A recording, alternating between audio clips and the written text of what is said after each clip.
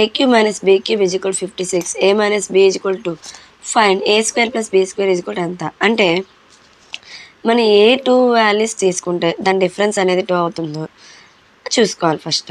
అంటే నేను ఏ వాల్యూ 4 అని బీ వాల్యూ 2 తీసుకుంటాను. 4 - 2 ఎంత 2 అంటే సాటిస్ఫై అయింది. మనం ఇప్పుడు చెక్ చేసుకోవాల్సింది ఏంటి, a cube minus be cube is equal to 56.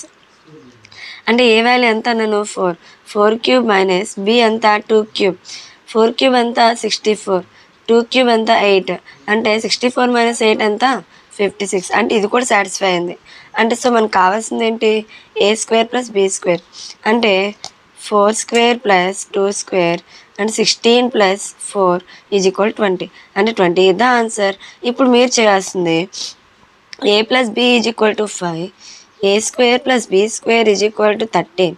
అయితే ఏ మైనస్ బి ఎంత సాల్వ్ చేసి కమెంట్ చేయండి. బాయ్.